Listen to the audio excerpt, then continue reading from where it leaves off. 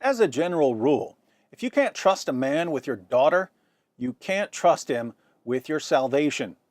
How does this affect our views of Paul and Muhammad? Let's find out.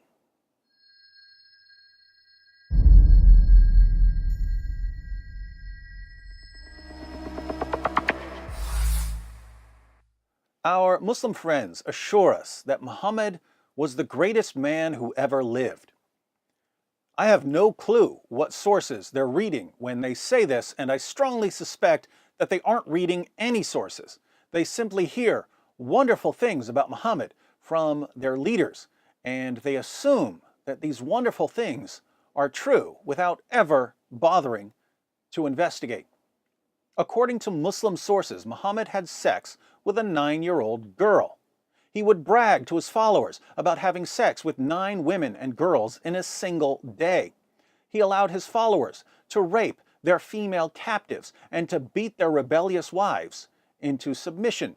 He told his followers that women are stupid and immoral and that their testimony is unreliable. He tortured a man for money. He supported his religion through robbery. He had people assassinated for making fun of him.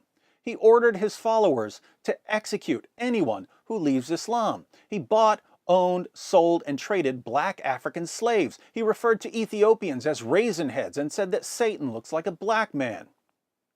Not the sort of person you'd want as your next door neighbor. What about Paul? Well, before Paul became a Christian, he was violent. He persecuted Christians and had them put in prison and sentenced to death. But apart from his early affinity for forcing people to obey his interpretation of the Torah, Paul just wouldn't do anything wrong.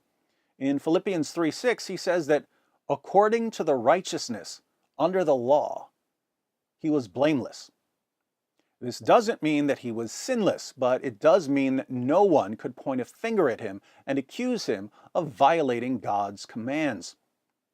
If you really wanted to criticize Paul for something after he became a Christian, you could reasonably say that he was extremely sarcastic at times, and that when people challenged his status as an apostle, he would boast about his accomplishments and about working harder than any of the other apostles.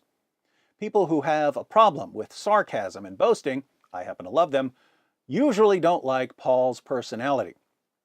But let's face it, Paul isn't the sort of person you'd need to hide your 9-year-old daughter from. Now, to be fair, Muhammad did share certain positive characteristics with Paul. They both emphasized helping the poor, for instance. But telling your followers to help the poor doesn't magically erase the centuries of spousal abuse and child marriage and rape and robbery and torture that Muhammad justified through his revelations and example. Adolf Hitler was an excellent painter. That doesn't mean he gets a free pass on the millions of lives he destroyed. Likewise, Muhammad abolished female infanticide. But that admittedly positive accomplishment can never silence the centuries of blood that's calling out to us from the ground. Do you hear it calling?